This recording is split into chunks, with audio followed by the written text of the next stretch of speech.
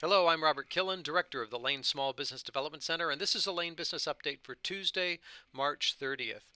I've got three different topics I'd like to touch on today. The first one is the PPP, the Paycheck Protection Program.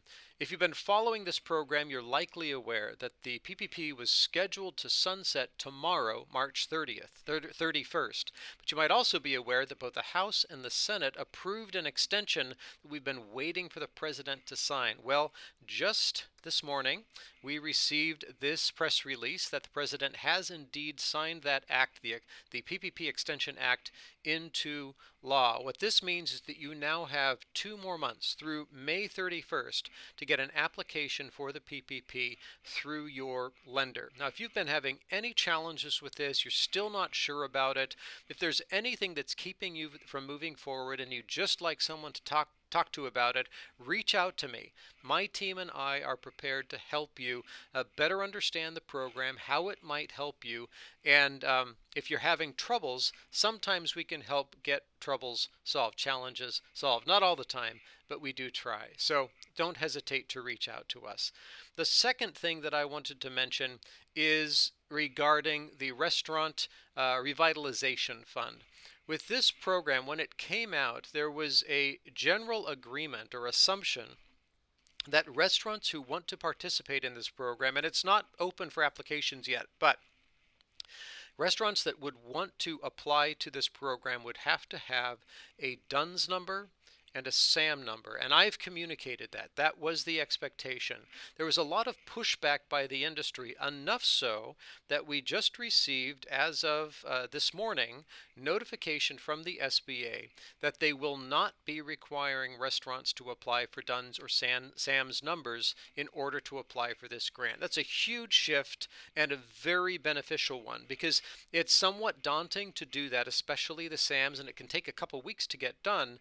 Simply for the purpose of applying for a grant, it seemed to be extreme. So they've gotten rid of that, which streamlines that process for us. It's excellent news for the restaurant industry.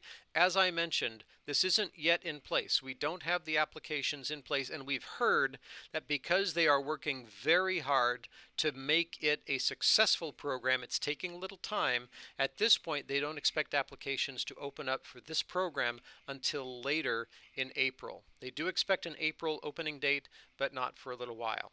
Now, the final thing that I wanted to mention has actually been around for a little while, but we just discovered it, and it's a jewel. This is for any of you who are veterans or know veteran business owners.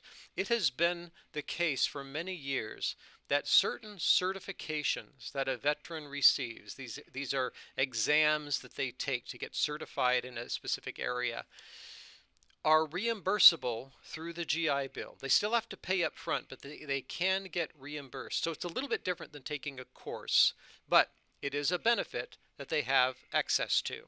Unfortunately, historically, they've not been able to utilize that same mechanism to get the coursework, the preparatory classes, paid for. As of August 8th of last year, that's changed. That's what you're looking at here, is this, although this is an Adaptive Housing Improvement Act related to veterans, they actually included within the language of this HR 3504 the treatment of certain preparatory courses as programs of education for purposes of VA educational assistance. What it's saying is that if you are preparing for an exam that is reimbursable according to the VA, and there's a process to go through to see if that's the case, then the coursework is also reimbursable. Where this is huge is for particularly the CCB licensing in Oregon, the Contractors Construction Board license, which has always been reimbursable as an exam, but the coursework hasn't. So it's been a little bit hard for some to take the course in order to get the license. In addition, there's an HR certification that we support, the SHRM certification. We've determined that that is also reimbursable, the coursework itself. So we're very excited to share that simply because it's going to help our veterans who struggle at times to get through this process, the process of reimbursement, the process of utilizing benefits to their fullest. We now understand better how they can make use of that. So if you have any questions on any of this, please leave a message below. I'm happy to engage in conversation, and enjoy the sun out there. It is now spring, and I hope you're enjoying as much of the outdoors as possible. Until next time, cheers.